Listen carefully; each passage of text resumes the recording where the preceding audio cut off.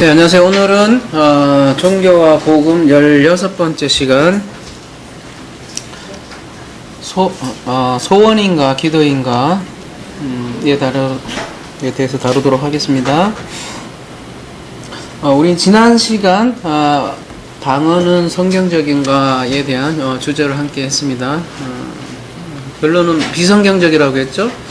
근데 왜 비성경적인지 성경을 근거로 해서 우리가 자세히 알아보았습니다. 근데 사실은 우리가 기도가 무엇인지 알면 자연적으로 방언을 하지 않게 되어 있어요. 사도 바울이 장성한 사람이 되면 어린아이의 일을 버렸노라 이렇게 말하는 것과 같죠. 우리가 고린도전서 13장을 흔히 사람장으로 알고 있지만 전체 문맥을 가만히 들여다보면 그 방언 문맥 안에 있는 거예요. 12장 14절 안에 중간에 있는 거라는 거죠. 그래서 장성한 사람이 되면 방언을 버린다는 그 내용이거든요. 알면 할 수 없는 노릇이죠. 그래서 알미 굉장히 그래서 중요한 거죠. 모르니까 하는 거죠. 예수님께서는 기도할 때 하지 말라고 한 것이 있지요. 근데 죽으라고 현대교회가 하는 것이 있습니다. 예수님의 말씀을 정면으로 부정하는 행태가 있는데요. 그게 오늘 이제 제가 띄워놓은 말씀인데요. 한번 봅시다. 마태복음 6장 5절. 또 너희는 기도할 때에 외식하는 자와 같이 하지 말라.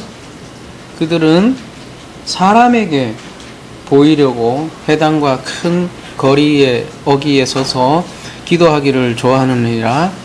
내가 진실로 너희에게 이르노니 그들은 자기 상을 이미 받았느니라.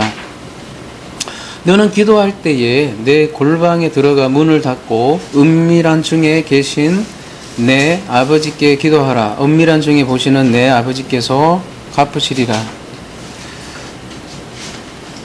7절이요. 또 기도할 때에 이방인과 같이 중언부언하지 말라. 그들은 말을 많이 하여야 들으실 줄 생각하느니라. 그러므로 그들을 본받지 말라. 구하기 전에 너희에게 있어야 할 것을 하나님 너희 아버지께서 아시느니라. 오늘 말씀에 의하면 첫 번째 사람에게 보이려고 기도하지 말라고 하시죠. 그래서 예나 지금이나 사람들은 회당과 큰 거리 어귀에서 기도하기를 좋아하죠. 혹은 습관적으로 그렇게 하는 것 같습니다. 지금도 사람들은 그래서 예배당에서 기도하기를 좋아하죠. 근데 그 예배당에서 기도하다 보면 아무래도 다른 사람을 의식하게 되죠. 그래서 오래 기도할수록 좋다고 생각을 하죠. 대부분 그렇게 생각을 하죠. 근데 다른 사람을 의식해서 이렇게 오래 하는 경우가 태반이죠. 여러분 새벽 기도 때도 어때요? 가장 늦게 가는 사람이 어떤 사람으로 느껴지나요? 기도 많이 하는 사람, 혹은 내공이 좀 많이 쌓인 분. 그래서 누가 제일 늦게 가야 돼요? 결국은 목사님이 어쨌든 제일 늦게 가야 돼요. 물론 셔터문을 닫는 부교역자는 말할 것도 없고요. 부교역자는 셔터문을 이제 잠깐 닫아야 되니까. 아무튼 졸더라도 끝까지 남아 있어야 되는 사람이에요. 이건 저의 경험이니까요. 목사 부교역자도.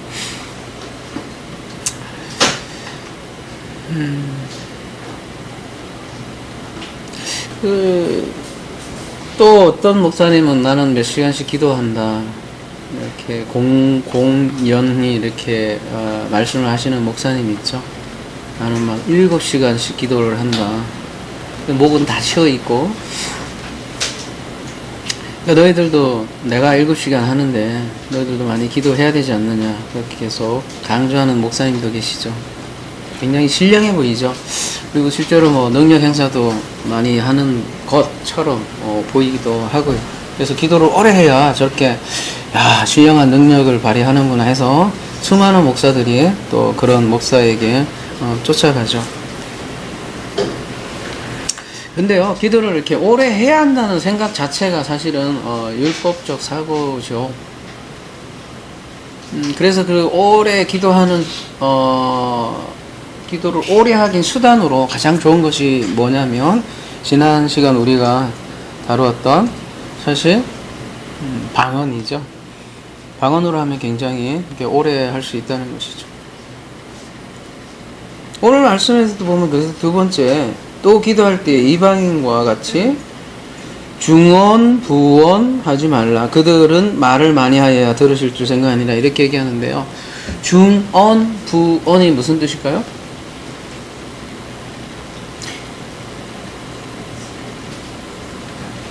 이게 무거울 줄이죠?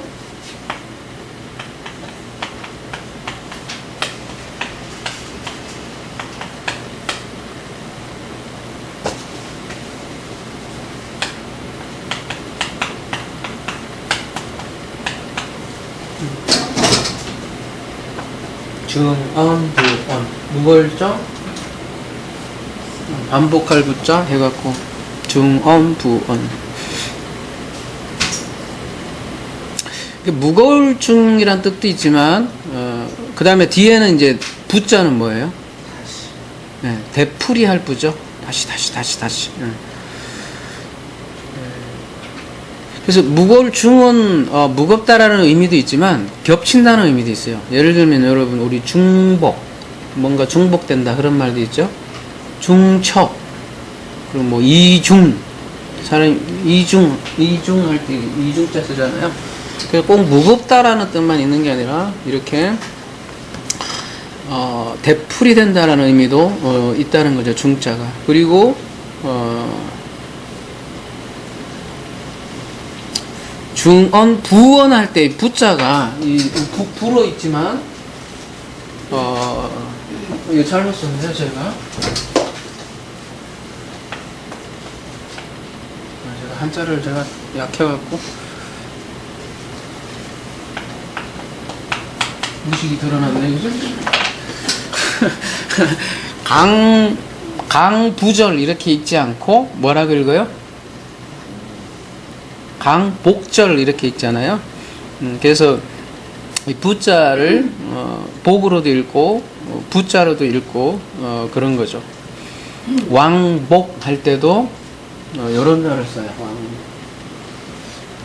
회복 할 때 복. 그래서 중언부는 무슨 얘기냐면 똑같은 말을 되풀이하는 거죠. 헬라어로는 밥톨로게오.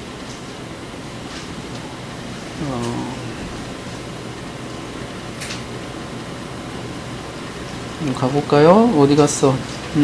마태복음 6장 7절.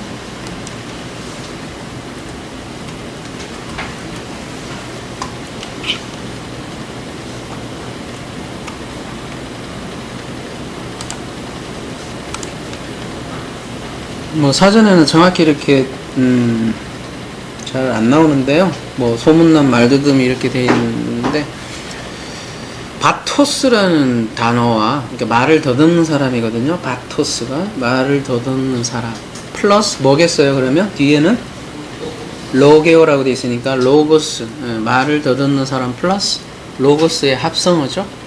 그래서 말을 더듬거나 생각하지 않고 계속 주절되거나, 또는 어떤 이방의 어떤 마술사들이 있잖아요. 주문을 외울 때 웅얼웅얼웅얼 하거나, 또 어린아이들이 어때요? 아무 의미 없이 말을 째갈째갈째갈 찌질찌질찌질 하는 그런 단어, 의미가 이 밥톨로게오에 담겨 있다는 것이죠. 근데 이게 언어상은 그렇고 근접 문맥이죠. 그러니까 이 단어상은 그렇고 요 6장 7절의 문맥에서는 중언부언이 무슨 뜻이겠어요? 중언부언 자체는 말을 다시 하고 다시 하는 건데, 6장 7절에서는 이걸 또 설명을 해주네요. 중언부언이 뭐라고 얘기해요? 그들은 말을 많이 하는 거를, 말을 많이 해야 들을 줄 생각하느라 이렇게 얘기하니까, 아, 중원부는 아무튼 이 말 많이 하는 거구나. 그것도 의미 없이. 그렇게 설명해 주는 거죠. 말을 많이 하기 위해서는 어떻게 해야 됩니까, 여러분? 기도할 때 한번 잘 생각해 봅시오. 말을 많이 해야 들으실 줄 안 돼요. 그러면 말을 많이 하기 위해서는 일단 어떻게 해야 돼요? 응? 빨리도 해야 되고요. 그래, 좋아요. 자, 빨리 풀어요, 빨리. 자. 응? 그렇죠. 오래 해야 일단 뭐 이렇게 분량으로 채울 거 아니에요. 그죠? 방송 분량을 채우든지는. 오래 해야죠. 오래. 그래서 방언으로 하면 굉장히 오래 하는데 도움이 되는 거죠. 때로는 그리고 방언으로 하다 보면 어디로 인도를 해요? 신비한 체험이라고 흔히들 얘기를 하지만 황홀경이라고 하잖아요. 사람이 어떤 황홀경으로 들어가게 하기도 하죠. 뿅 가는 거죠. 쉽게 얘기해서. 그죠? 사람이 그렇게 돼 있어요. 구조가. 오래 이제 쑥 들어가는 거죠.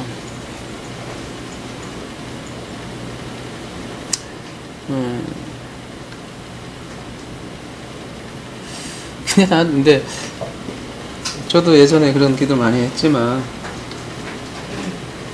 제 집 근처에 있는 어떤 큰 교회인데요. 거기는 아예 이제 기도하는 장소가 따로 있어요. 건물이. 한참 기도하는데 스마트폰이 딱 울리는 거예요. 그 친구 옆에 내 친구 있는 옆에 친구는 방언으로 계속 열심히 기도를 하더라고요. 그냥 이제 기도하는데 옆에 갑자기 스마트폰이 깨달아 울리는데 기도를 어떻게 하는지 아세요? 여기 메시지 카톡에 보면서 계속 방언하면서 또 이해되세요? 계속 방언을 하면서도 카톡 다 하면서 이렇게 막 하더라고요. 그래서 야, 저건 무슨 기도가 도대체 난 이해가 안 되더라고요. 아무리 방언을 내가 아무리 수용을 하려고 해도 계속 뭐 방언을 하고 그 정도로 깊이를 들어갔는지 모르겠지만 이거 힐끗힐끗 다 치다보다 또 하고 그래갖고 더 크게 하고 이렇게 하더라고요. 그래서 야, 참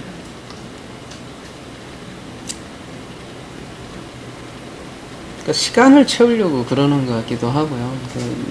하루에 주어진 몇 시간은 하여간에 채워야 된다는 생각으로 그렇게 하는 것 같기도 하고 그렇더라고요. 그래요. 근데 그러면은 좋아요. 뭐 혼자 그러는 건 좋은데 또 혼자 그러면 좋은데 다른 사람은 또 안 한다고 이렇게 어떤 구분의식을 두고 심지어 뭐 방언을 하지 못하면 구원을 받지 못했다 이렇게 멸시하기도 한다는 거죠. 더 나쁜 경우는.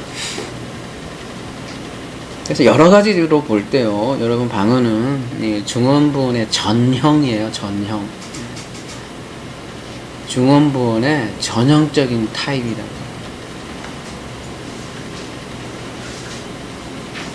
외식하는 자, 이방인이 하는 거라고요. 여러분 방언이 거듭 말씀드리지만 기독교에만 있는 거 아니에요. 불교도 있고 힌두교도 있고 다 있습니다. 마태복음 5장 20절에는 그래서 뭐라고 되어 있어요? 내가 너희에게 이르노니 너희 의가 서기관과 바리새인의 보다 더 낫지 못하면 결코 천국에 들어가지 못하리라 이렇게 얘기를 했잖아요.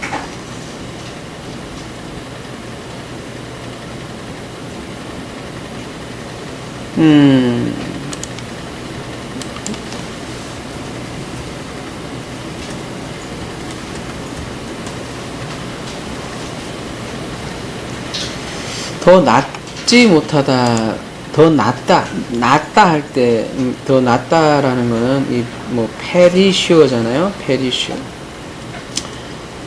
그냥 사전적 의미는 풍성하다, 초과하다, 탁월하다, 이렇게 돼 있지만, 몰라요?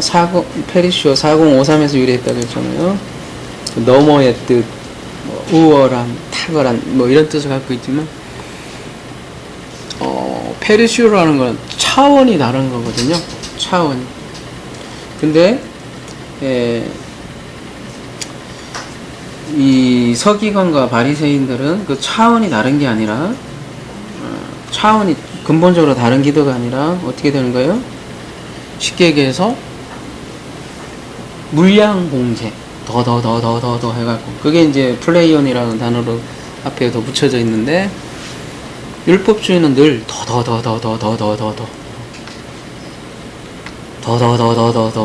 하다 보면 이제 1시간, 2시간, 3시간, 4시간, 5시간, 6시간, 7시간 기도가 늘겠죠. 나중에는 이제 뭐 휴가를 다 반납하고,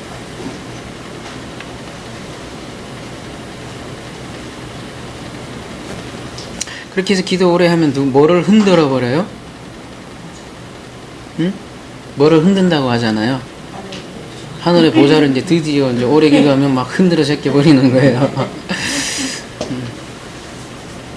네, 예수님은 그런 의 가지고는 안 된다는 거죠. 차원이 다른 페르시오한 의가 필요하다라고 얘기했습니다. 플레이언이 아닌 페르시오. 그래야 천국에 들어간다는데, 그러면 차원이 다른 의, 우리가 주제인 차원이 다른 기도는 그러면 어떤 기도인가? 그게 이제 우리가 다뤄봐야겠죠.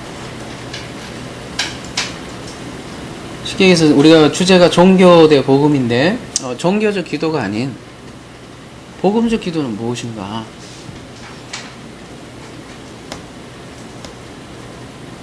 다니엘은 하루에 3번씩 기도했다는데 도대체 뭘 위해서 기도했을까? 무조건 기도했다니까 따라할 문제가 아니라 도대체 뭘 위해서 기도했을까? 또 예수님은 산으로 한적한 곳으로 갔는데 왜 산으로 가셨을까? 그리고 또 예수님 산으로 가셔서 도대체 무슨 기도를 했을까? 좀 의문을 던지고 좀 답을 찾고 좀 따라해도 따라야 되지 않냐고요. 무조건 그냥 했으니까 내용 묻지 않고 무조건 산에 가서 요즘은 산에도 안 가죠 뭐, 그죠?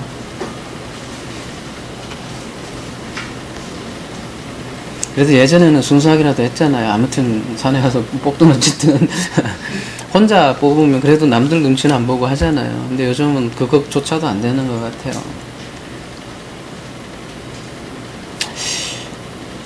예수님은 산으로 가서 무슨 기도를 했을까? 그런 우리가 한번 추적해 보자고요. 그걸 통해서 우리가 기도란 무엇인가, 또 앞으로 어떻게 기도해야 되는가. 이 문제가 오늘 하루 정도로 될 것 같지는 않지만,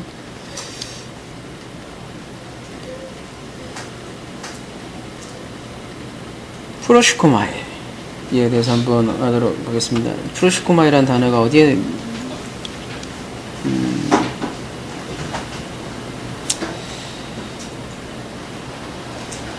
마태복음 6장 5절에 나오나요? 아까 너희는 기도할 때에 마태복음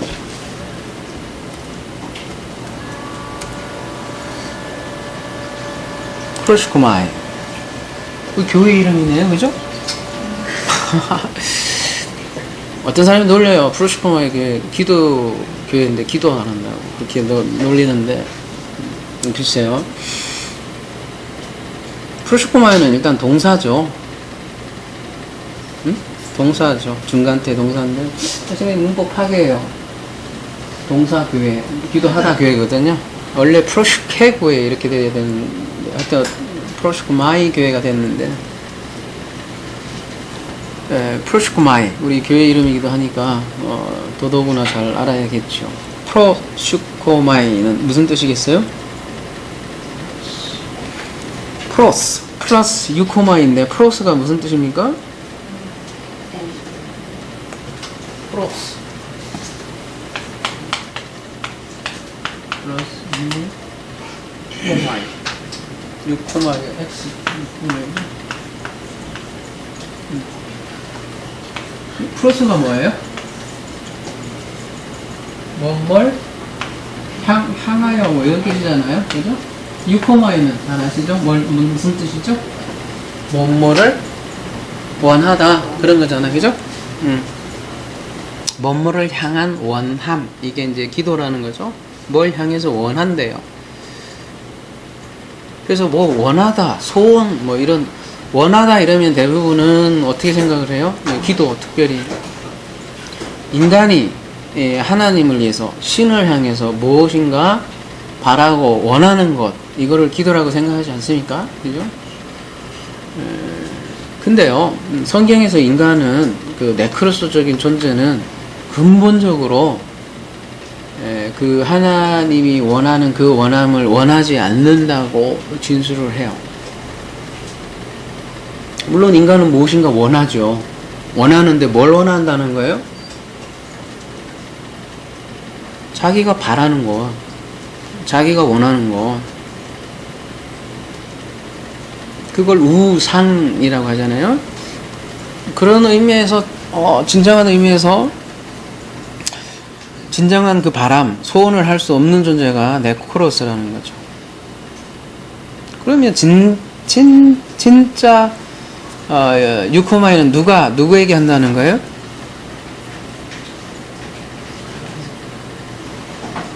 여러분, 사랑은 내리사랑이라는 말도 있잖아요. 그래서 기도의 의미는 너희를 향한 나의 원함, 하나님의 원함이에요. 실질적으로 하나님의 소원, 하나님께서 소원하시는 거죠. 그러니까 하나님이 우리에게 향하신 뜻, 그게 기도라는 것이죠. 그러니까 궁극적으로는 기도는 하나님 편에서 우리에게 하시는 것이죠. 여러분, 죽은 자, 네크로스들은 원하지 않는다니까요. 원해도 자기 욕심만을 소원하는 거예요. 그래서 오늘 제목이 소원인가 기도인가 이랬는데, 사람들은 이런 소원 개념으로 기도를 생각을 한단 말이에요. 자기 소원, 그걸 뭔가 바라면 이루어진다는 거를 기도라고 생각을 하는데, 그거는 그냥 소원이에요. 근데 성경에서 말하는 건 기도란 말이에요. 기도. 기도하고 소원은 전혀 다르단 말이에요, 여러분. 예를 들어 봅시다. 하나님의 소원, 하나님의 기도. 요셉에게 꿈을 보여주잖아요. 그래서 요셉을 굉장히 꿈꾸는 자로 꿈꾸는 자로 묘사를 많이 하지만, 그 요셉이 꾼 꿈, 요셉이 꾸고 싶어서 꿨나요? 네? 그 누가 보여줬어요?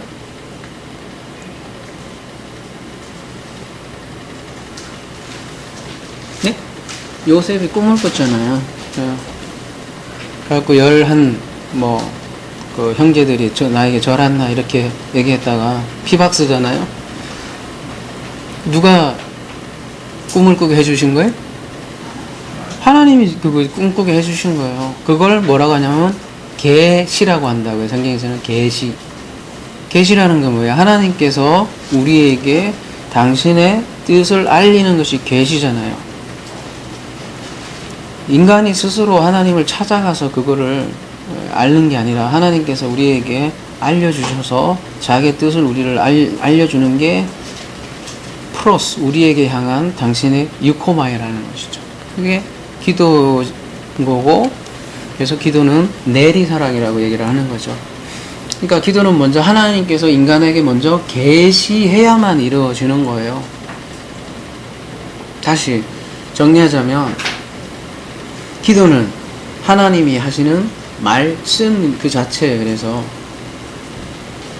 그러므로 그 말씀을 듣는 것이 기도예요. 아무것도 모르고 그냥 주절주절 해갖고 자기 손 얘기 주절주절 떠드는 게 문제가 아니라 7시간 떠들면 뭐 할 거냐고요. 1초라도 듣는 게 중요하다고요. 그게 기도라고요. 1초라도 듣는 것, 하나님의 기도를 제발 듣는 것. 안 들어요. 안 듣고 7시간 떠들어야 된다고요. 들어야 하나님의 마음을 알까 했냐는 얘기죠. 쉐마 이스라엘 얘기하는데 계속 듣지 않고 떠들면 뭐 할 거냐고요.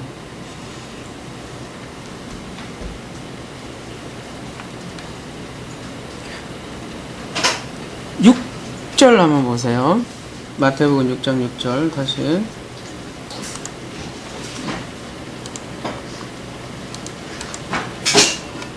너는 기도할 때 내 골방에 들어가 문을 닫고 은밀한 중에 계신 내 아버지께 기도하라. 은밀한 중에 보시는 내 아버지께서 갚으시리라.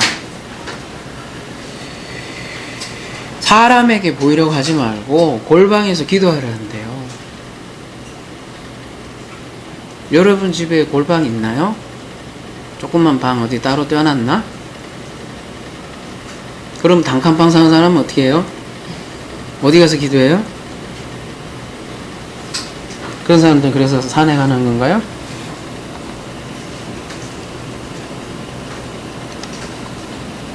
골방은 어딜까요? 골방은? 성경에서 말하는 골방. 여기에 대조되는 게 뭡니까? 해당과 큰 거에서 기도하는 것과 반대로 지금 골방하고 이렇게 대조를 하고 있잖아요. 그러면 해당과 큰 거리 여기는 어디를 얘기하는 거겠어요? 큰 거리 여기. 그 당시에 큰 거리 여기라고 하면 뭐 어디밖에 더 있겠어요? 예수님이 또 어디서 지금 말씀하시는 거예요? 예를 들면 그 당시에는 뭐 예루살렘 성전에 같은 큰 거리에서 이렇게 지금도 통곡의 벽이라고 해서 거기서 막 기도하고 하잖아요. 그런 큰 성전 마당 그런 장소 늘 뭐 희생제사가 있는 곳이잖아요. 근데 그런 데가 아니라 어디로 들어가는 거예요? 골방. 다시 말하면 지성소. 지성소로 들어가라는 거죠. 여러분 예수님은 틈만 나면 산으로 들어가서 홀로 기도하셨거든요.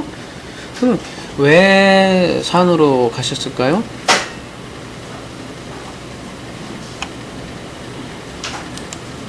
마태복음 21장 13절에 보시면 그들에게 이르시되 기록된 바 내 집은 기도하는 집이라 일컬음을 받으리라 하였거늘 너희는 강도의 소굴을 만드는도다 하시니라.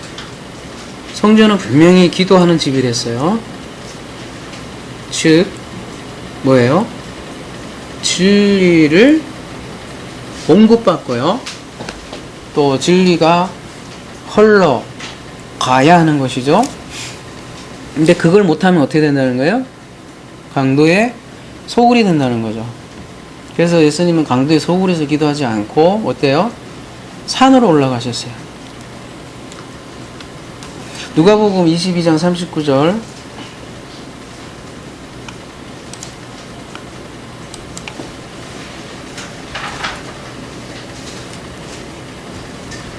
예수께서 나가사 습관을 쫓아 감람산에 가시며 제자들도 쫓았더니 왜 하필 감람산에 갔을까요? 예, 이 친구야 감람산에 갔으니까 가지 뭘 따져 이러면 아예 그러십시오. 해야죠 뭐 어떻게. 왜 감람산에 갔겠어요? 감람이 뭐예요 여러분? 응? 영어는 좀 더 쉽게 돼 있네요. 뭐예요? 네, 올리브. 마가복음 14장 32절에도 같은 장면이 나오는데요. 조금 더 자세하게 설명해 주는데요. 그 장소가 어디래요? 저희가 겟세마네라 하는 곳의 이름에 예수께서 제자들에게 이르시되 나의 기도할 동안에 너희는 여기 앉았으라 하시고 겟세마네라는 곳에서 기도를 하는데 뭐래요? 기름 틀 이렇게 되어 있잖아요.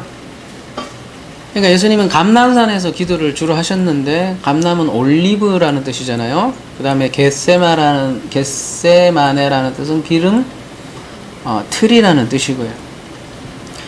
그러니까 기름을 자내는 산이죠. 감람산은. 그래서 올리브를 갈아서 올리브 기름을 자내는 곳. 근데 이 올리브 기름은 여러 가지 상징성을 가지고 있죠. 여러분이 이미 알다시피 어디에 사용되어요?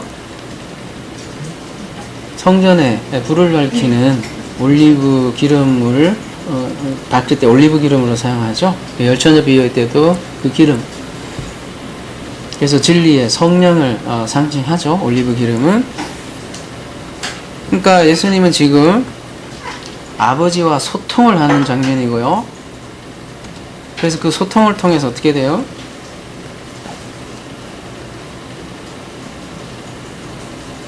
아버지의 뜻을 어떻게 돼요? 알게 되는 거죠. 여러분 그 예수님이라고 해서 뭐 자동빵이라고 생각하지 마세요. 그런 자꾸 신화적인 발상을 하지 말라고요.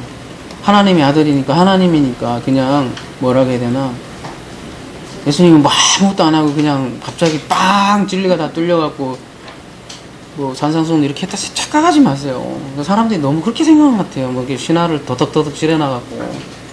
여러분 40일 동안 그 광야에서 시험 받았다는 얘기가 도대체 뭐예요? 그런 얘기 아니에요. 그게 기도 장면 아니에요.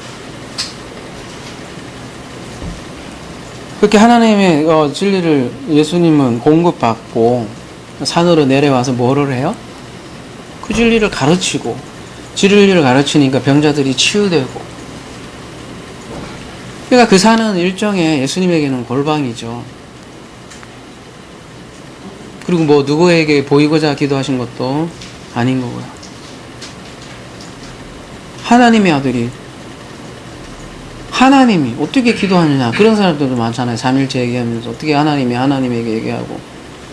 뭐 당연하죠. 아들이 아버지에게 얘기하지 왜 안 해요? 우리가 아버지께 기도 안 합니까? 그럼 서로 대화하는 거죠. 왜 안 해요? 왜 이렇게 신화적으로 생각하냐고요? 산이 일종의 지성소인데, 지성소에 뭐가 있어요? 언약궤가 있잖아요. 약속이 담겨있고. 그래서 그곳에서 하나님의 원함이 무엇인지 잘 들으라는 거예요. 마가복음 14장 그래서 36절 뭐라고 돼 있어요? 가라사대 아빠 아버지여, 아버지께서는 모든 것이 가능하오니 이 잔을 내게서 옮기시옵소서. 그러나 나의 원대로 마옵시고 아버지의 원대로 하옵소서 하시고, 이렇게 기도를 하시잖아요. 아버지의 원, 뗄로, 아버지의 원함대로 하옵소서, 아버지의 뜻대로 하옵소서, 이렇게 하잖아요. 하나님이 십자가 질 것을 원했고, 예수는 인간적으로도 괴로웠고, 근데 결국은 어떻게 해요? 아버지 뜻이 그거면, 처음에는 잔을 옮겨달라고도 하는데 나중에 뜻이거든 아버지 뜻대로 하옵소서, 이렇게 얘기하잖아요. 예수님을 통해서 기도하는 장면을 통해서 우리가 알 수 있는 건 뭐예요? 아버지 뜻을 발견하는 자리가 어때요? 기도죠.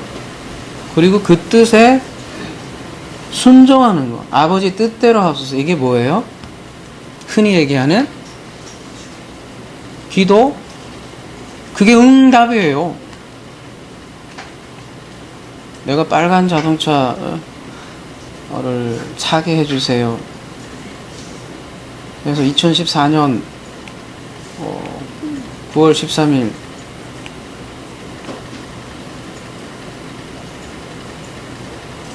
그렇게 해서 그 자동차를 탔어. 탔어요. 내가 샀어. 그건 응답이 아니에요, 여러분. 그건 자기가 열심히 돈 모아서 사면 돼요. 그런 거 기도 뭐하러 해요? 또 어떤 사람들은 신랑을 위해서 기도를 한단 말이에요. 조건을 100가지를 놔. 키는 얼마고. 그러고선 생전 데이트를 안 해. 맨날 처박혀서 기도만 한다고. 웃어요? 여러분, 그런 사람 많다니까요. 그래서 노처녀 돼서 그냥, 못 맞는데, 이 데이트를 좀 하고 그래야 신랑도 만나는 거 하는 거죠. 다시 말씀드리지만 아버지의 뜻을 발견한 자가 기도고, 그 뜻에 내가 순종하는 자리가 기도의 응답이에요.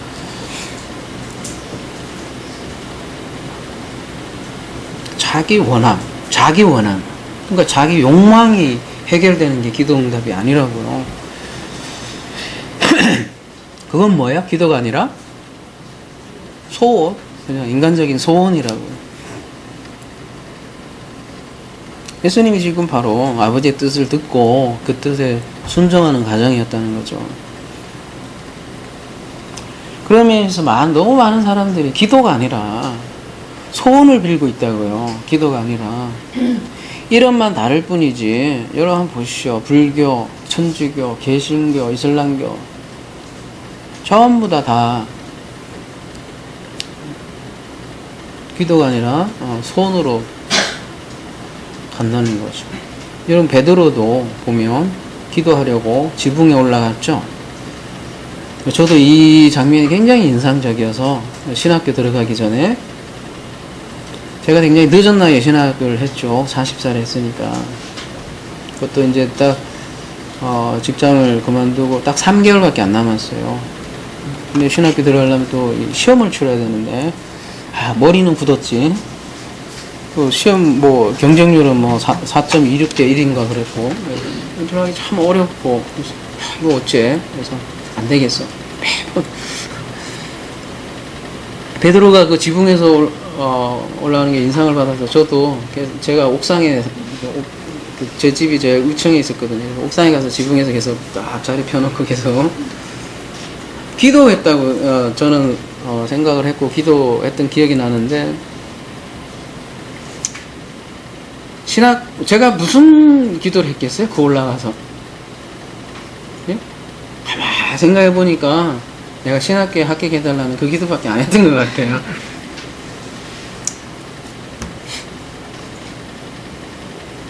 그 기도밖에 사실 안 했던 것 같아요. 지금 생각하면 욕망이었던 것 같아요. 꼭 뭐 3개월 만에 붙어야 될 그게 있나요? 다음 해도 할 수 있는 건데 아무튼 그땐 절실했어요. 절실했으니까 절실하게 공부하게 되고 어쨌든 저는 그게 기도 응답이라고 또 많이 돌아다니는 뭐 간증도 하고 그랬는데 지금은 그런 기도 안 할 것 같아요. 지금은 그냥 열심히 공부할 것 같아요. 왜냐하면 내가 붙으면 떨어진 사람이 또 다른 사람이 떨어진 사람도 있을 거고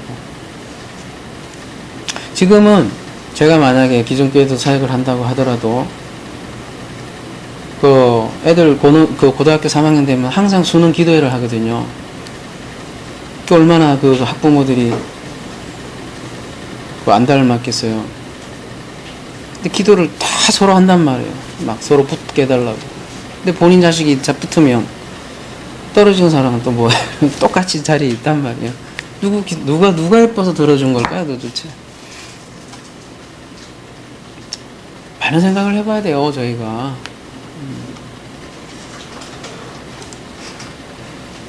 베드로는 그러면 지붕에서 도대체 기도를 했는데, 나중에 어떤 결과가 일어났을까요?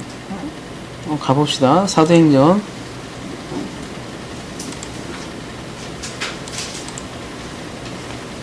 10장 9절. 이튿날 그들이 길을 가다가 그 성에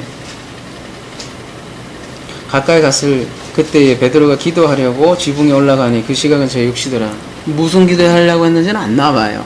아무튼 저처럼 신학교 갈 일이 없으니까 다른 어떤 기도하러 갔겠죠. 10절. 그가 시장하여 먹고자 하며 사람들이 준비할 때 항월한 중에 하늘이 열리며 한 그릇이 내려오는 것을 보니 큰 보자기 같고 내기에 매어 땅에 들이었더라. 그 안에 땅에 있는 각종 네 발 가진 짐승과 기는 것과 공중에 나는 것들이 있더라.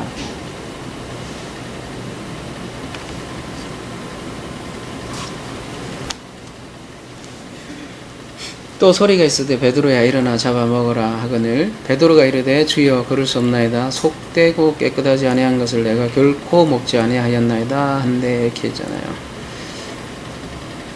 우리가 베드로가 무엇을 위해서 기도했는지는 정확히 여기는 안 나오니까요. 그렇지만 알 수 있는 것은 무엇은 알 수 있죠? 베드로가 원하는 것과 하나님의 원함이 뭔가 지금 다르다라는 것은 확실히 알 수 있겠죠. 예수님이 산에서 기도했던 것처럼 하나님은 베드로에게 지금 부정한 짐승을 먹으라고 명령을 했죠. 근데 베드로는 그렇게 할 수 없다고 얘기를 거부하고 있잖아요. 근데 하나님께서 이 부정한 짐승을 먹으라고 한 것은 어떤 메시지하고 연결이 되는 거예요? 나중에? 예, 이방인에게 복음을 전하라. 그러니까 고넬료에게 이제 실현이 되죠. 그런 내용인데 그건 베드로의 원함은 아니었죠. 베드로의 뜻은 아니었고. 베드로가 멋지게 오순절날 그렇게 멋지게 설교한 사람이 이런 또 장벽은 있나 봐요. 못 넘어서는 거죠. 베드로의 원함은 그게 아니었거든요. 그랬더니 어떻게 해요? 하나님이 3번이나 얘기를 하시고 베드로는 또 하나님의 원함, 하나님의 기도를 3번이나 부정을 하죠. 근데 결국은 하나님의 원함을 깨닫고 하나님의 뜻을 깨닫고 이방인에게 복음을 전하는 장면으로 이렇게 이어지게 되는 것이죠. 이런 게 기도 응답이라고요. 우리 기도할 때 많이 이제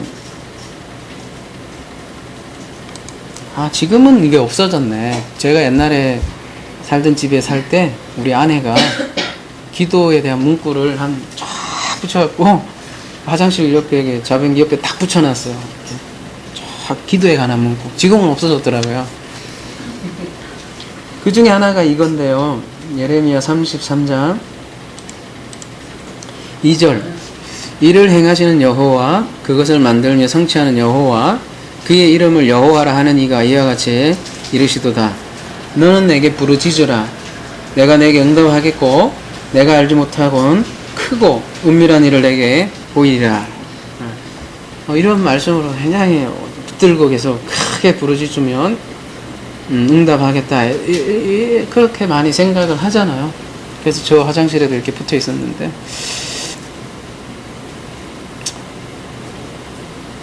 부르짖자는 우리가 뭐 잘 아시다시피 여러분 그 카라예요. 카라 엄청나게 뭐 광범위하게 쓰이는 단어인데요.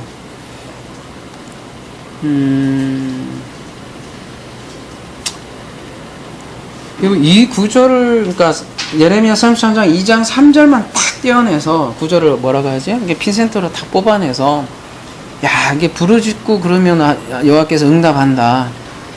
그래서 자기 소원 성취를 위해서 이 구절을 인용하면서 자기 욕망을 위해서 기도를 하는 거죠. 근데 이 구절에 문맥이 있을 거 아니에요. 그 문맥의 의미가 뭐냐는 거죠. 무슨 문맥에 이게 들어가 있는 거죠? 이게 뭘 성취하신다는 게 여호와가 도대체? 그리고 크고 은밀한 일은 여기서 문맥상 뭐란 얘기예요? 사람들이 이거 자기가 생각하는 그 욕망 그거를 크고 알지 못하는 걸 성취하겠다는 거야. 진짜 그렇게 생각하시는 분들이 너무 많다니까요. 크고 은밀한 거. 내가 부동산이 옛날에 투자해놨는데 다 경매에 들어가고 혹은 이렇게 여러분 그 어떤 투자가 이루어지려면 이게 묶이면 안 되잖아. 예를 들면 자연스럽게 이렇게 흘러가야 되는데 갑자기 이게 막 풀려갖고 자산이 유동화돼갖고 갑자기 현금화돼갖고 엄청나게 이렇게 막 자산이 풀렸다. 이런 걸 또 크고 은밀한 일로 이렇게 생각하시는 분들 진짜 많다니까요. 근데요, 이 예레미야 33장은 뭐에 대한 문맥이냐면 이스라엘과 유다의 회복이에요. 그냥 그거를 말씀하시는 건데 그걸 왜 개인적인 욕망의 실현으로 이걸 응용을 하냐고요. 참 적용이 그런 거가 무서운 거라는 거죠.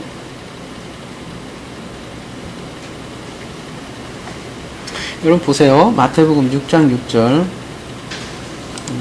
아주 중요한 단어를 한번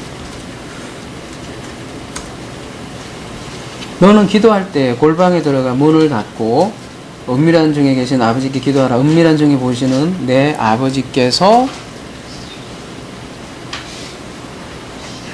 뭐라고 하냐면 요걸 좀 꼭 기억하세요. 요번에 아포디도미아인데요.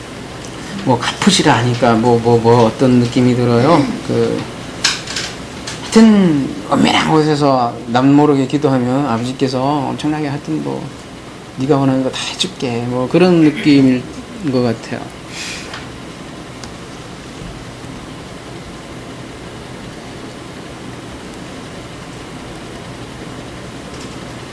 은밀한 것, 감추인 것으로 보게 하신 그 아버지 온전함으로 너에게 아포디도미.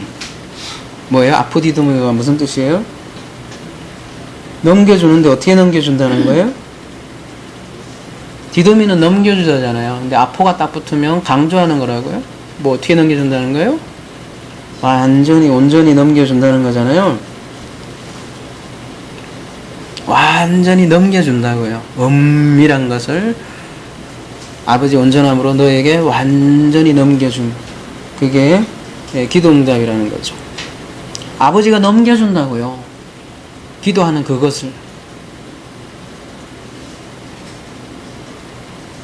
그러니까 예수님은 기도를 통해서 아버지의 원함을 발견했고 아버지의 원함에 뭐예요? 순종했잖아요.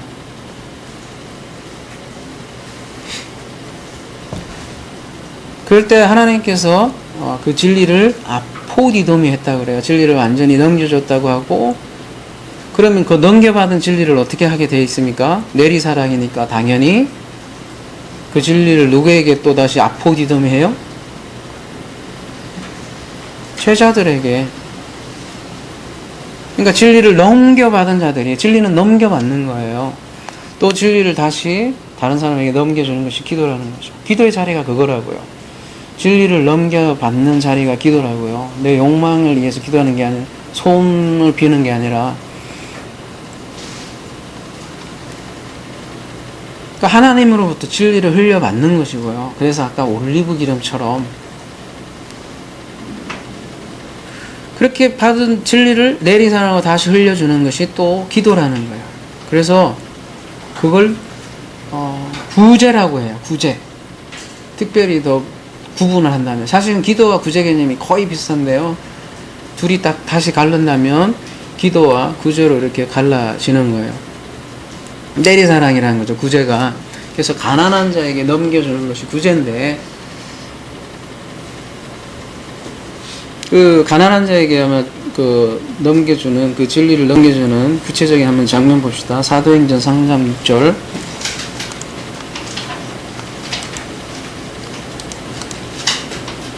베드로가 이르되 은과 금은 내게 없거니와 내게 있는 이것을 내게 주노니 나사렛 예수 그리스도의 이름으로 일어나 걸어라 하고. 베드로가 뭐래요? 안전뱅, 이게 뭐라 그래? 이게 안전뱅이라 돼 있어요? 뭐라고 돼 있어요?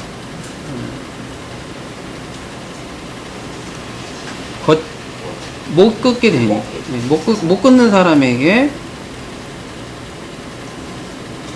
은과 금은 내게 없거니와 나사렛 예수 이름으로 일어나 걸어라, 이렇게 얘기를 하시죠. 나사렛 예수 그리스도의 이름, 즉 말씀. 근데 그러면서 못 걷는 이가 걷게 되는데, 3장 1절에 보세요. 이 무대 장치죠. 배경. 뭐 우리가 소설을 읽어도 인물, 사건, 배경을 이렇게 알아봐야 되듯이, 성경을 볼 때도 여러분이 배경을 봐야 될 거 아니에요? 그리고 인물을 봐야 될 거 아니에요? 그리고 사건을 봐야 그 메시지가 나올 거 아니야? 이 배경이 어디예요? 보니까 성전이고, 말씀하신 대로 주인공은 베드로와 요한이 나오고, 중요한 시간적 배경은 언제래요? 기도 시간이래요. 이게 그러니까 지금 성전에서 기도하고 관련된 거네. 그죠? 그거를 알 수 있죠. 공간은 성전이고. 근데 거기에 누가 등장을 하냐면, 지금 구걸하는 자가 등장을 해요. 어디에서요? 성전에서. 근데 이 성전은 어디 성전이에요? 쉽게 얘기해서 옛 성전이에요. 옛 성전. 예루살렘 성전이죠.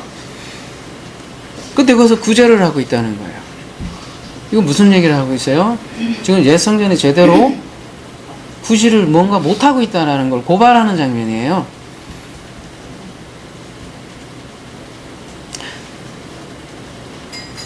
구제하지 못하는 거예요. 구걸하는 사람을 제대로. 그래서 이제 예수 그리스도의 말씀으로, 이름으로 완전한 구제가 이루어지는 장면을 이렇게 그리는 거죠. 그래서 이 장면을 통해서, 이게 이제 사도행전 2장이 그거 얘기잖아요. 오순절 장면이고, 오순절 장면은 다름이 아니라 예루살렘 성전 멸망에 대한 메시지를 전하는 거라고요. 그 다음에 이렇게 나오는 거잖아요. 그러니까 옛 성전 시대가 끝났다라는 것을 보여주는 것이죠. 원래 이 못 걷는 자는 성전에 들어가지 못하잖아요, 여러분. 못 들어가요. 그래서 구걸이나 하고 살았는데, 이제는 어떻게 돼요? 예수 그리스도의 말씀으로 어떻게 되는 거예요? 이 못 걷는 자가 걷게 된다는 거는 온전한 자가 됐고, 온전한 됐다는 거는 그 사람 자체가 뭐가 되는 거예요? 그리스도와 연합해서 성전이 되고, 그런 장면을 그린 거죠. 이게 진짜 뭐라는 거예요? 구제. 구제는 기도의 다른 측면이라고요. 내리사랑의 측면. 누가복음 11장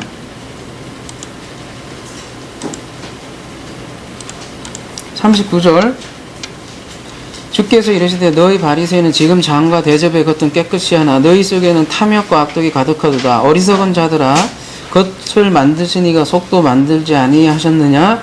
그러나 그 안에 있는 것으로 구제하라. 그리하면 모든 것이 너희에게 깨끗하리라. 화 있을진저 너희 바리새인이여 너희가 박하와 운양과 모든 채소의 11조는 드리되 공의와 하나님께 대한 사랑은 버리는도다. 그러나 이것도 행하고 저것도 버리지 말아야 할지니라. 이렇게 되어 있는데 41절에 그 안에 있는 것으로 구제하라.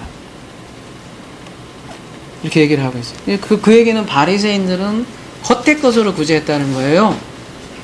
그리고 그 안의 것으로 구제하는 예로 11조 얘기를 든 거고요. 그래, 겉의 것에 11조 잘했다. 그런데 안의 것, 즉 뭐예요? 여기서는 하나님의 공의와 사랑을 버렸다. 이렇게 얘기를 한 것이죠. 그러니까 하나님의 사랑과 공의가 없는 구제가 무슨 필요가 있겠냐 던지는 거죠. 가난한 자에게 기부하는 것도 마찬가지라는 거죠. 하나님의 사랑이 없는 구제가 무슨 소용이 있겠느냐. 물론 도움이 되겠죠. 가난한 사람들이 물질적으로 구제하면. 그러나 그 도움은요, 여러분 한번 해보십시오. 한시적이고요, 부분적일 수밖에 없어요. 그 사람의 생명의 근원은 근본적으로 바뀌지 않아요. 그 사람 정신이 완전히 바뀌어져야지, 완전히 치료돼야지 그 사람이 스스로 긋고 일어서죠. 예를 들면 노숙자들 분들에게 한 푼, 두 푼 주는 거 좋아요. 근데 계속 그러고 살 거 아니에요. 근데 노숙자들의 정신을 완전히 바꿔주면 어떻게 돼요? 일어나 걸어서 바깥에 나가서 어떻게든 살 거 아니냐고요. 제가 상을 당해서 동창을 만났는데요. 그 동창은 소득의 일부분을 구제를 한대요. 왜 하냐 그랬더니 해야 뭔가 마음이 뿌듯하대요. 다른 이유 아무것도 없대요. 그래야 내 양심이 맞는 거. 그렇대요, 그냥. 다른 이유 없다고 그래요. 대부분 사람이 그렇게 생각을 한다는 거죠. 근데 사도 바울은 뭐래요? 내게 있는 모든 것으로 구제하여도 사랑이 없으면 아무 이익이 없대요. 그렇게 구조를 했는데도 사랑이 없대요. 그러니까 진정한 구제는 지금 겉의 구제도 아니고 물질 구제도 아니라는 거예요. 물론 하면 아름다운 거죠. 근데 그게 진정한 근원적인 해결은 안 된다는 거죠. 사랑으로 구제하라는 거죠. 공의와 사랑을 지금 그래서 누가복음에서 얘기하고, 사랑은 고린도전서 13장에서 잘 설명했듯이 뭐겠어요? 도대체 이 사랑을 뭘로 얘기할 수 있겠어요? 도대체 몸을 불사르는데도 사랑이 아니라고 하는 그 사랑은 어떤 사랑이겠어요? 인간에게서 나올 수 없는 사랑이겠죠. 그럼 그 사랑은 누구를 얘기를 하겠어요? 그리스도 그 자체를 얘기를 하는 거겠죠. 그리스도 없는 사랑 아무 소용이 없다는 거죠. 그리스도 없는 방언 아무 소용이 없다. 어린아이의 일이다. 그게 고린도전서 13장에서 하는 얘기잖아요. 그래서 그리스도, 이 진리를 전해주는 게 사랑이라는 거죠. 그러면 인생이 바뀐다고요, 여러분. 바뀌어요. 반드시 바뀌게 돼 있어요. 바뀌어요. 야, 뭐 진리만 전하는 게 뭐 대수냐 이렇게 얘기할지 모르지만 그 사람은 진리를 모르는 거예요. 진리를 알게 되면 반드시 삶이 바뀌어요. 라이프 자체이기 때문에 진리는 라이프 생명이고 라이프 삶 자체가 생명이라니까요. 바뀌어요. 삶을 보이라 말하는데 그딴 소리 할 것도 없이 바뀌어요. 라이프 자체예요, 진리는. 라이프가 근데 그리스도예요.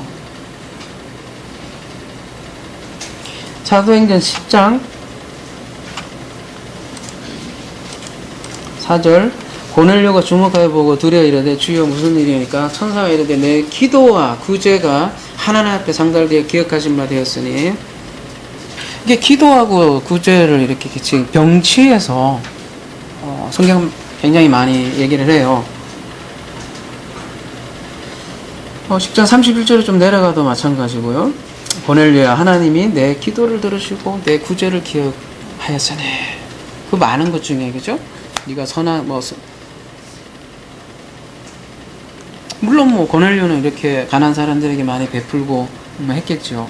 근데 성경에서 말하는 그래서 기도와 구제 개념 우리가 좀 더 깊이 안다면 이렇게 기도하고 구제가 아주 밀접한 관련이 있다라는 것을 우리가 알아야 되겠고요.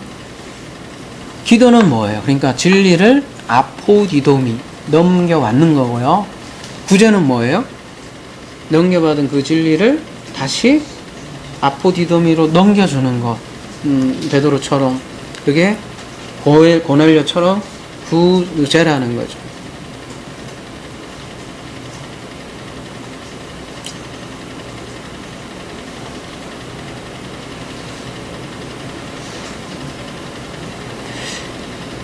사도행전 6장 4절 봐보세요.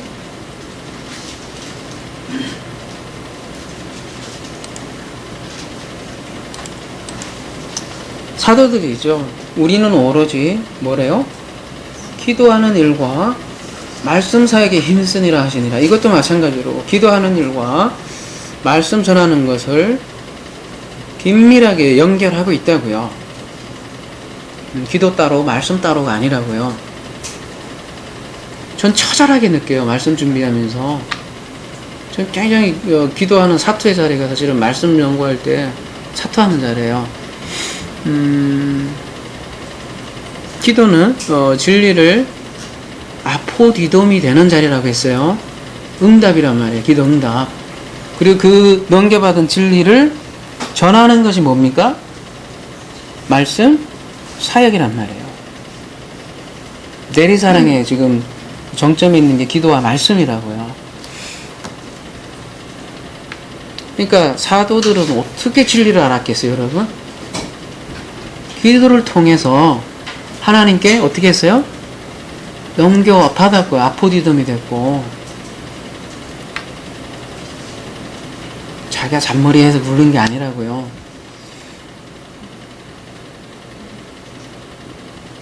계시라고요. 그래서 그걸 계시라고 하잖아요. 그리고 그 넘겨받은 말씀을 전하는 일에 전무를 했다라는 거죠. 그게 사도들이에요. 오늘날 말씀 사역자는 누구예요? 뭐 어떻게 목사죠. 사실 성경에 목사라는 단어는 없지만 목자예요. 목자 사실은. 목사라는 단어는 없어요. 원래는. 그렇다 치더라도 아무튼 목사가 가장 중점으로 해야 될 일은 뭐겠어요? 그러면 기도와 말씀이겠죠. 그러면 말씀 연구를 이게 사실은 거의 전부라고 봐야 돼요. 근데 그 말씀을 연구를 하다 보면 기도할 수밖에 없어요. 딴 데서 하는 게 아니라. 기도 안 하면 여러분 절대 이게 안 되게 돼 있어요. 이게 영의 말씀이라 안 나오게 돼 있어요. 근데 요즘은요, 뭐 말씀할 시간도 뭐 20분밖에 안 주어지고 교회에서 연구할 시간도 없어요. 왜요? 막 돌아다니는데 바빠. 그리고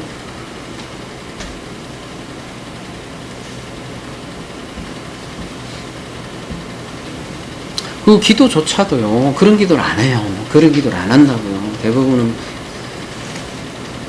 자기 육신의 필요함을 구한다고. 자, 기도 제목 보세요. 뭐 목사들의 혹은 지금은 말씀 사역이니까 목사들을 대상으로 한번 해보자고요.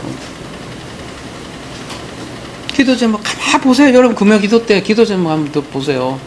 제가 예전에 한 게 있어서 알아요. 저도. 뭐예요? 교회 부흥, 또 가장 고상한 건 아픈 우리 신자들의 병을 치료해달라는 거 아니에요. 그건 굉장히 고상한 것 같잖아요. 중보기도 같고. 근데 그거 깊이 들어가 보세요. 그게 진짜 교회 부흥이 하나님의 영광 뭐 그걸 위해서 한다지만 소원이 아닐까요? 네? 숫자 늘리는 거. 새생명잔치에서 내 한 명 태신자를 위해서 계속 기도를 하는데 잘 그 근원을 생각해 보세요. 어떤 욕망이 숨어 있는지. 그래서 그런 기도를 아무리 한다고 해도 여러분, 우리가 전해지는 말씀이 진리하고 상관이 없다면 그 무슨 소용이 있겠냐고요. 그런 기도를 통해서. 그러니까 기도를 통해서 우리가 말씀을 공급받고요. 개인적으로요. 그거는 산에 가든 골방에 가든 그거는 뭐 여기서 하든 뭐 그거는 상관이 없다고요, 여러분. 우리가 공적으로 여기서 다른 교회처럼 막 좌삼창하고 안 한다고 해서 기도 안 하네 이런 소리, 뭐 마음대로 생각하세요. 뭐 전 동키어니까. 근데 이렇게 기도를 통해서 말씀을 공급받고 그 공급받아서 말씀 전하는 자리가 단상이고, 또 저와 함께하는 여러분도 마찬가지라는 거예요. 다 골방에서 기도하십시오. 그리고 그 기도가 내리사랑으로 멀리 갈 거 없어요. 자기 가족에게 자연스럽게 진리니 뭐니 이렇게 거창한 소리 할 것도 없다고요. 그냥 여러분 라이프를 사세요. 그냥 라이프를 사세요. 그게 어떻게 사는 거냐고 묻는다면 아는 것만큼 사세요. 그냥 아는 것만큼 솔직하게 사십시오. 그냥 부족하면 부족한 대로. 그러면 옆에 있는 사람이 뭔가 편하게 느껴지게 돼 있어요. 나를 뭔가 모르는데 달라 이거네. 다르게 돼 있어요. 그건 한마디로 말할 수가 없어요. 제가 사람마다 다 다르거든요. 응? 어떤 사람은 병에 굉장히 고통스러워 있던 분들이 갑자기 병에서 해방되는 경우가 있고요. 응? 어떤 사람은 심적 병에 걸린 사람이 해방되는 경우가 있고요. 저 같은 경우는 말씀이 완전 막혔다가 새로운 눈으로 보이는 눈으로 뚫려 주실 수도 있는 거고, 다 응사가 다르고 상황 처황이 다 다른데 왜 어떻게 삶이 이렇게 바뀌었습니까? 이렇게 얘기할 수 있겠어요. 단순히 윤리적인 그런 문제 아니잖아요. 잘 들어야 돼요. 외식하는 자 기도가 아니라 각자 골방, 뭐 장소를 논할 필요도 없이 그거 가서 잘 들어야 돼요. 여러분이 답답하시면 산에 올라가셔도 그거 가서 하든 어쨌든 중요한 건 뭘 위해서 기도하냐 이거지. 얼마나 오래 했냐 기도하는 게 문제가 아니라.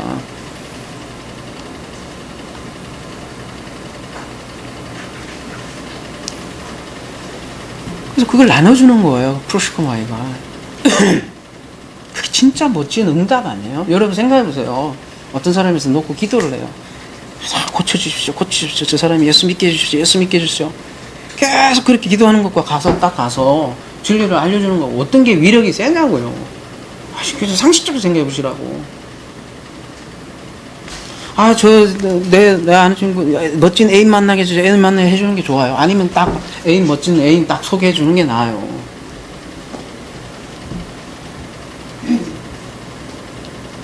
제가 왜 이런 얘기 하냐고요? 그 구약의 기도 개념은요, 파랄인데요. 파랄. 한번 봅시다.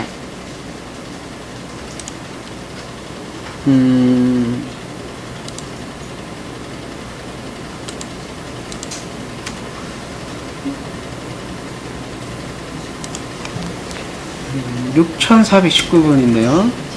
구약의 기도는 파랄인데요. 파랄. 프로시코마이가요. 무슨 뜻이 더 강하냐면요. 뭐라고 돼 있어요? 중재하다라고 돼 있어요. 그러니까 구약의 기도는요. 그냥 단순 기도라기보다는 중재가 훨씬 커요. 용례를 쭉 살펴봤어요. 제가 보니까. 그러니까 구약에서는 그러니까 진리를 소유한 자들이 그렇지 않은 자들을 위해서 기도하는 장면이 굉장히 많이 나와요. 그러니까 헬라어의 구제 개념과 가까워요. 그러니까 구제가 중재 개념과 가깝다고요. 기도는 내가 잘 된다 이런 개념이 아니라고. 계속 중재하는 개념이에요. 창세기 20장 7절 한번 볼게요.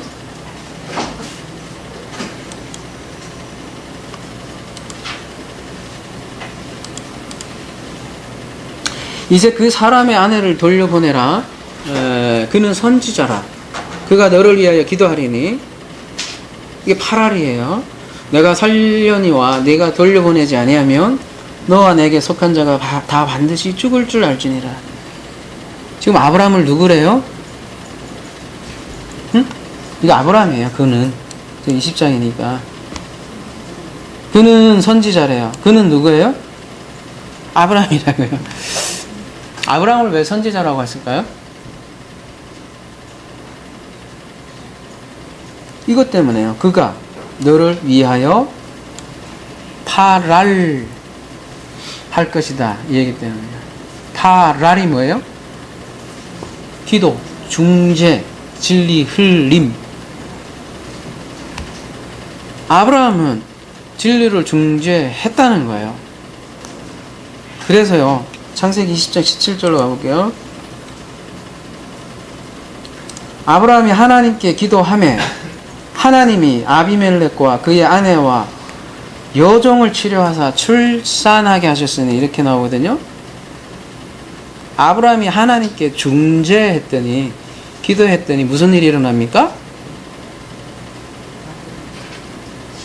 출산하게 되었다고 하는데, 야라드, 예, 이브리어로 야라드 했다고 많이 익숙하죠? 톨레드트 어근인 야라드 했대요. 또 이 장면 보니까 봐라, 막 열심히 기도하면 뭐 어떻게 한대요? 애기 낳지 해갖고 또 그쪽으로 흘러가잖아요. 사람들은 항상 어떤 기복으로 해석하는 참 재주가 좋아요. 성경은 복음을 얘기하는 거라고 그랬어요. 소원성취가 아니고요. 그러면 이 장면은 뭐예요? 중재, 진리, 흘림. 중재를 통해서 뭐가 되는 그림이에요? 하느님의 자녀가 되는 그림이에요. 여러분, 단순히 출산하면 웃기는 게, 아비멜렉도 출산해요. 여러분 알아요? 원어 보시면 아비멜렉과 그의 아내와 여종이 같이 돼 있어요. 아비멜렉도 출산한다니까. 남자인데 그렇게 돼 있어요. 그냥 같이 돼 있다고, 떨어져 있죠. 그 한글로도 그렇게 돼 있잖아요. 아비멜렉과 그의 아내와 여종을 치료하사. 요것들이 다 출산하고 그대로 연결되어 있다고요. 아들들을 낳았다고요. 민수기 21장 7절.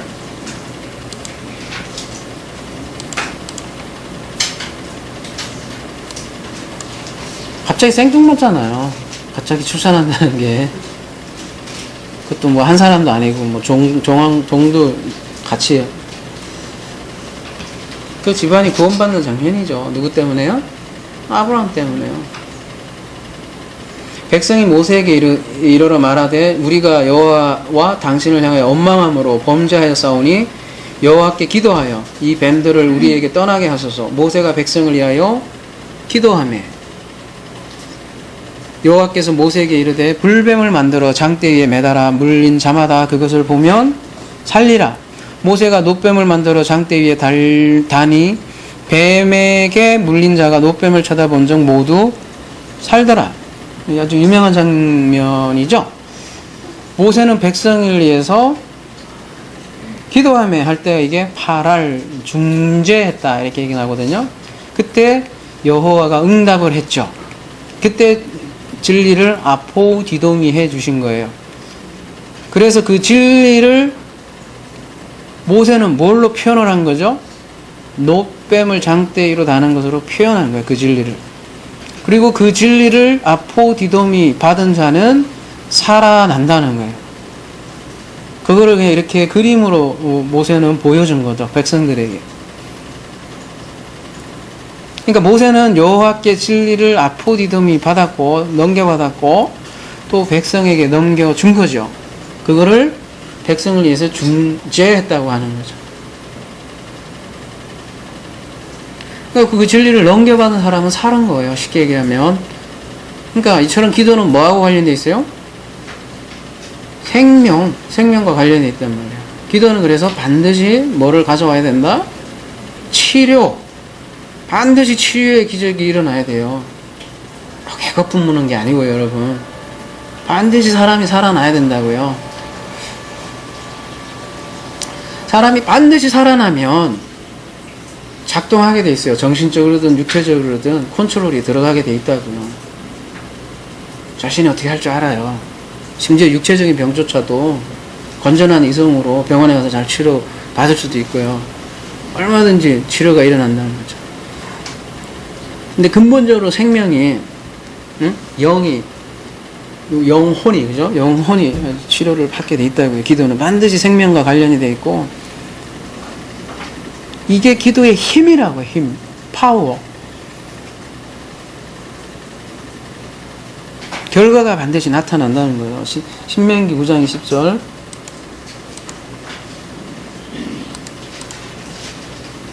차원이 다르다고요, 여러분. 소원하고.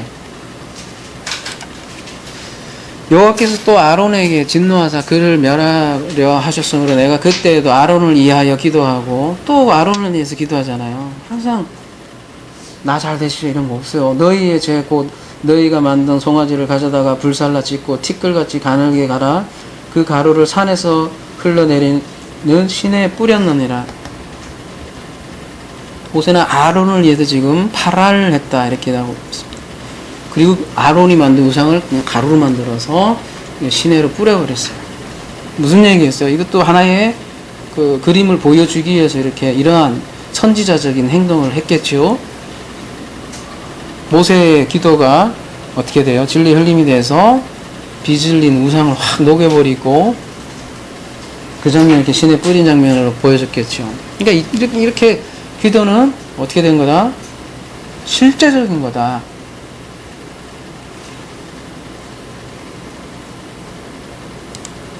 그러니 여러분 기도를 해야 돼요, 안 해야 돼요? 네? 해야 돼요, 안 해야 돼요? 안 해도 되는 모양이네요? 나는 너희를 위하여 기도하기를 쉬는 죄를 여호와 앞에 결단코 범하지 아니하고 선하고 의로운 길을 너희에게 가르칠 것인즉 너희는 여호와께서 너희를 위하여 행하신 그 큰 일을 생각하여 오직 그를 경외하여 너희의 마음을 다하여 진실히 섬기라. 이렇게 이 기도하기를 쉬는 거 참 죄다. 그래서 참 많이 인용하는 구절이죠. 그래서 기도는 쉬면 안 되니까 어떻게 해야 돼요? 아까도 말씀드렸듯이 오래 하는 거지 뭐. 기도해도 얼마나 많은지 그냥 하여튼 기도회란 기도는 만들어갖고 잘 만들어요. 하여간 뭐라 하지? 이제 기억도 잘 안 나는데 다니엘 기도 무슨 일에? 세일의 기도. 그거 어디서 나온 거지? 그것도 다니엘에서 나온 거잖아요. 세일의 기도. 각종 기도회를 만들어서 잡아 돌리는 거죠. 왜냐? 기도하기를 쉬는 것이 죄니까요. 그냥 문자적으로 생각하니까. 여러분, 신약에도 쉬지 말고 기도하라는 말씀이 나오죠? 그럼 제가 물어볼게요. 쉬지 않고 기도할 죄가 있냐고. 네? 밥은 먹어야 될 거 아니야. 직장 생활 안 할 거예요? 어떻게 여러분 쉬지 않고 기도할 수 있냐고요. 해답을 제시해 주세요. 저에게 좀. 어떻게 쉬지 않고 기도할 수 있어요?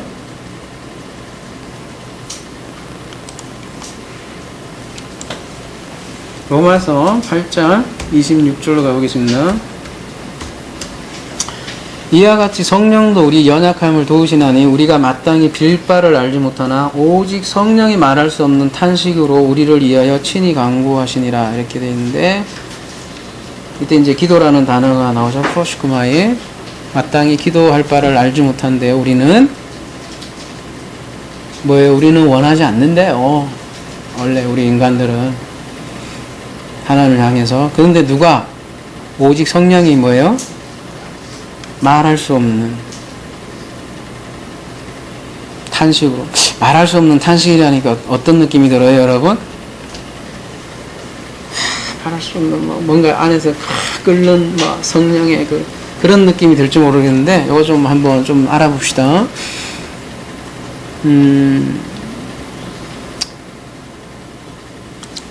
로마서 8장 26절은 오늘 우리가 다른 주제에서 굉장히 중요한 본문이기 때문에 좀 더 한번 알아봅시다. 일단 연약함이라고 번역된 이 연약함은 단순히 연약한 정도가 아니라 질병에 가까운 연약함이 질병, 아예 질병. 아스테네이아가 질병.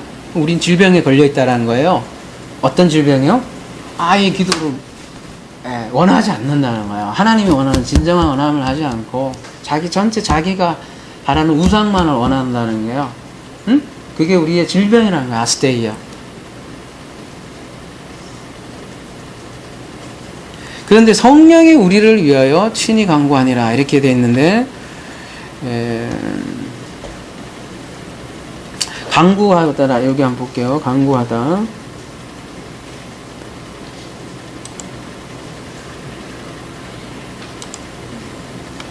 간구하다가 히페렌팅카노.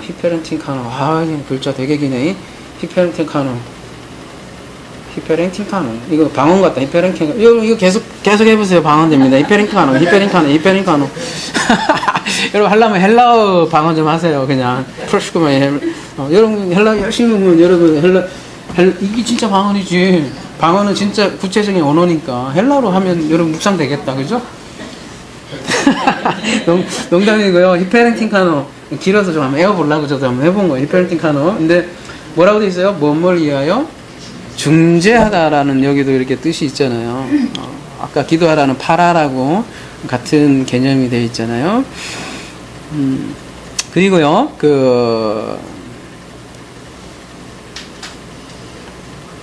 다 볼 수는 없으니까.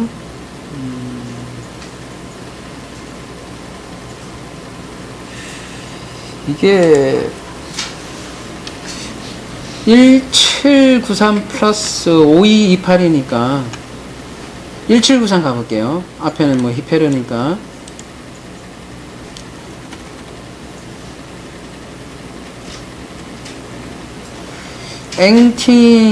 앵팅카노 뭐예요? 우연히 만나다, 협의하다, 연례되어 의미로 다루다, 호소하다 뭐 쭉 뜻 있지만 여기도 또 5177에서 유래했네요. 우리 끝까지 가봅시다. 뿌리까지. 왜 이렇게 5분까지 가는 건 뿌리 찾는 거예요? 팅카노. 뭐예요?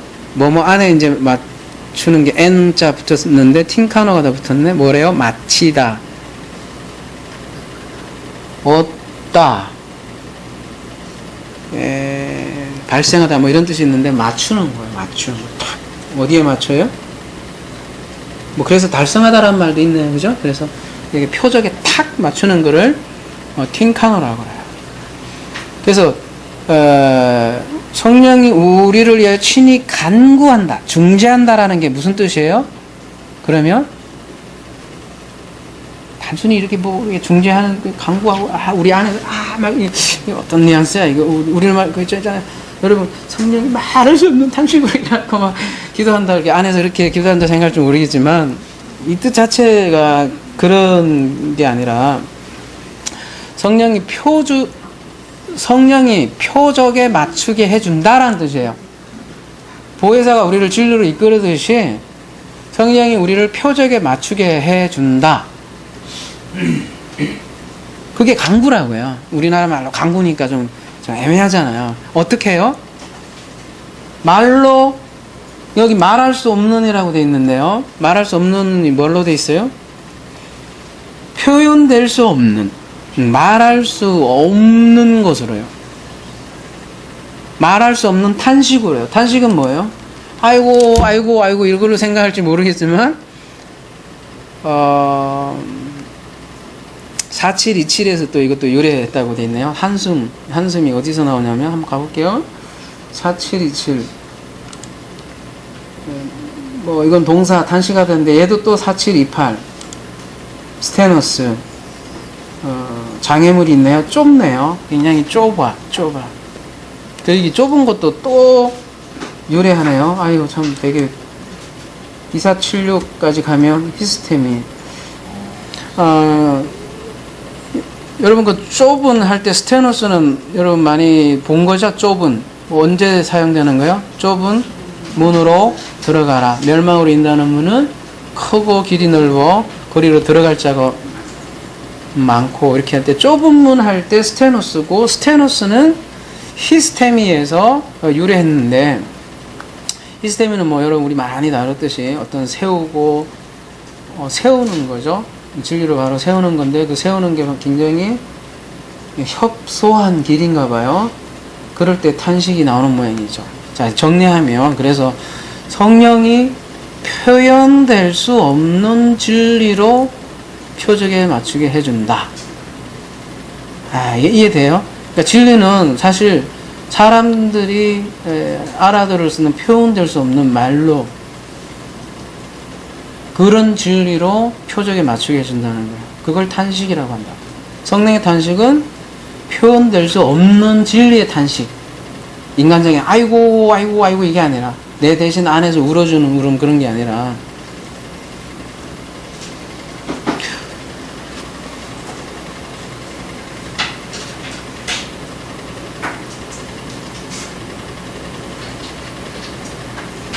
사람들이 어떤 기도해서 푹 빠져서 뭐 특별히 방언 기도해서 항우울경 들어가서 눈물 콧물 다 빼고 하면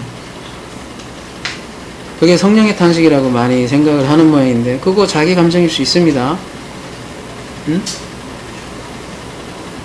그래놓고 전혀 진리와 관계없으면 그거 그냥 자기 감정일 수 있다니까요.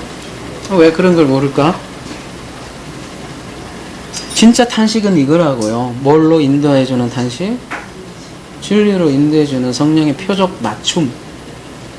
죄라는 게 뭐예요? 표적에서 관역에서 벗어나는 건데 그걸 다 맞춰버리는 거니까. 그러면 결론은 뭐예요? 여기서도 알 수 있잖아요. 로마서 8장 26절에서도 누가 표적에 맞추게 해준다는 거예요? 성령. 따라서 기도는 누가 하는 거예요? 성령. 예. 아무나 기도 못 돼요, 여러분. 그래서 그런 거는 그냥 소원이에요, 여러분. 소원하고 기도하고 구분을 해야 돼요. 그래서 내 안에 성령께서 하는 탄식, 그 음성을 듣는 게 기도란 말이에요.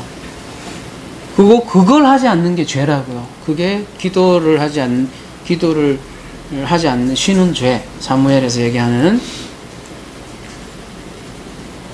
성령이 하는 것을 듣는 것, 그것이 그래서 페리쇼한 차원이 다른 기도라는 거죠. 그때 우리는 쉬지 않고 기도할 수 있는 것이에요. 내가 하는 게 아니니까 쉬지 않고 가능하다고요. 그래서 기도는 성령의 호흡이라고요. 성령의 호흡. 그래서 아까 사무엘상 12장에 다시 돌아가 보면 뭐라고 되어 있어요? 나는 너희를 위해 기도하기를 쉬는 죄를 여호와 앞에 결단코 범하지 아니하고 선하고 의로운 길을 너에게 가르칠 것인데, 그러니까 기도하고 또 뒤에 뭐하고 또 연결을 해버려요? 의로운 길을 너희에게 가르칠 것하고 연결한단 말이에요. 기도하고 기도로 그냥 끝나지 않는다고. 항상 중죄로 넘어가요. 뭐 여기서는 가르침으로 얘기를 하잖아요. 그리고 그 내용이 또 뭐예요? 24절에 너희는 여호와께서 너희를 위하여 행하신 뭐예요? 큰 일을 생각하며 오직 그를 경외하여 너희 마음을 다하여 진심이 섬기리라. 이때 진실이 섬기라 할 때 진실이는 뭐예요? 에메트, 진리.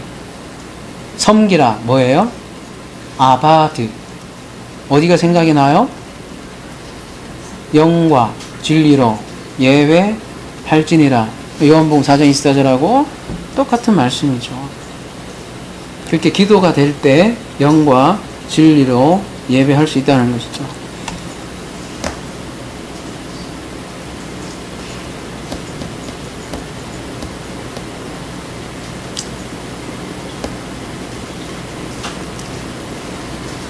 그러니까 기도를 많이 해야 된다는 생각은 일반적으로 생각하는 그렇게 새벽 기도 정해놓고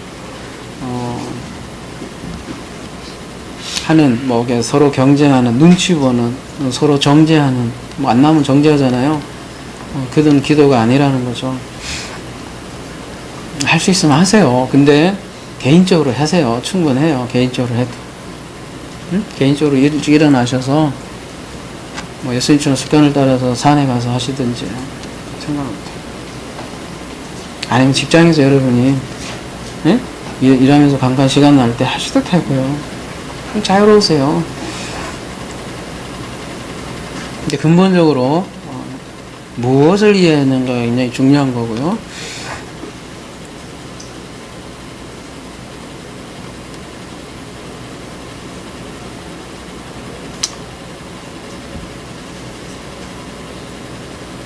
그러니까 오늘 한국교회는 새벽 기도는 열심히 하는데 실질적으로 쉬지 않고 기도하는 사람이 누가 있을까?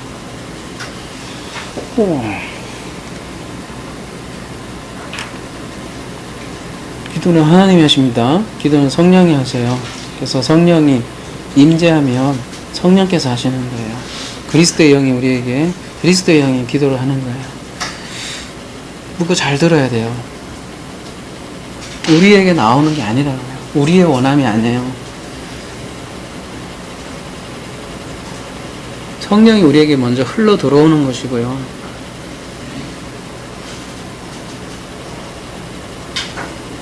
그걸 사도 바울이 얘기하는 쉬지 말고 기도하라는 얘기예요. 그럴 때 사도 바울이 얘기한 쉬지 말고 기도하라 할 때 뭐라고 할 수 있어요? 아멘. 그거 안 되고 어떻게 쉬지 말고 기도하라 어떻게 할 거예요, 여러분? 어떻게 사무엘이 얘기한 거에 아멘 할 수 있는 거죠? 기도는 방법이 아닙니다. 그래서 정리를 하자면 기도는 방법이 아니라 뭐다? 그냥 존재 그 자체. 그래서 로마서 8장 26절에 말씀하는 것처럼 하나님의 탄식이요 숨소리요 하나님의 생각이에요. 그래서 기도는 무릎 꿇고 눈 감고 하는 것만 기도가 아니라는 거죠. 어때요? 말씀 읽는 시간도 기도고 직장생활에서 일하는 것도 기도죠. 예? 그분과 하나 되면 라이프 자체가 모든 것이 기도죠. 삶이 기도죠. 한순간 한순간 그분의 호흡을 느끼면서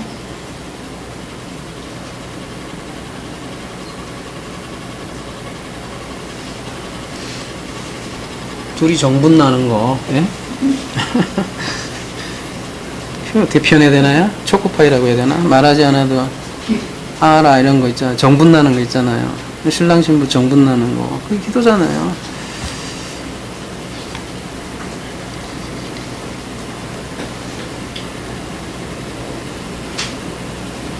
정리할게요. 그러니까 기도의 순서부터 좀 정확히 알자고요.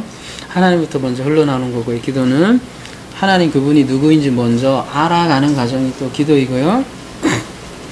따라서 내가 말하기 전에 먼저 들어야 하고요. 어떻게 듣습니까? 말씀을 먼저 들어야 되지요. 그래서 설교 말씀 잘 듣는 것도 뭐예요? 기도예요. 그리고 그 말씀을 전하는 것도 뭐예요? 기도요. 또 뭐예요? 구제예요.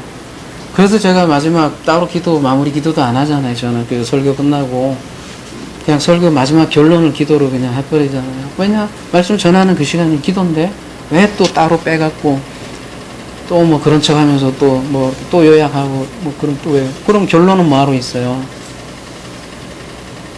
그냥 지금 이 시간이 기도의 시간이에요. 서로 기도하는 시간이라고요. 말씀, 기도, 사랑. 사실은 우리 여러분이 이제 근본적으로 하나됨을 알면 이 단어만 수만 가지지 다 같이 하나라고. 말씀, 기도, 사랑, 믿음, 소망, 수많은 단어가 있지만 알고 보면 이게 착 펼쳐져서 그렇지 딱 접으면 아까 그 말할 수 없는 표현할 수 없는 그 하나.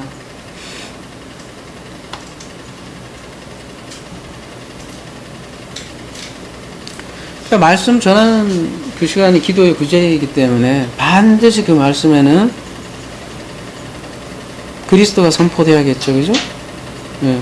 만약에 이 말씀에서 그리스도가 선포되지 않으면 반드시 이 땅의 풍요와 힐링으로 선포될 수밖에, 선포라고 할 수도 없죠. 그거는 그냥 그쪽으로 넘어갈 수밖에 없고, 그러면 그거는 뭐예요? 바알에 불과한 거예요. 죽어요, 그러면 그런 기도 시간은 어떻게 해요? 금송아지 만들고 뛰어노는 이걸 이스라엘 백성하고 똑같고, 바알 선지자들이 제단 뒤에서 어떻게 해요? 소리 지르면서 춤추는 모습과 같다는 거죠. 그러니까 우리가 대단히 조심하는 게 그런 거예요. 우리가 그리스도를 조금만 잘못 알면 바로 어디로 넘어가요? 바로 목사는 무당으로 넘어가고요. 바로 우리 공동체는 접신하는 무리들로 넘어가요. 금방이에요. 그러면 끔찍한 산당 기도장이 돼요. 그래서 여러분 열왕기 상하가 보세요.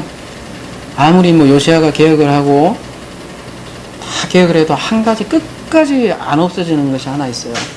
이게 뭐예요? 산당은 없어지지 않더라고요. 산당.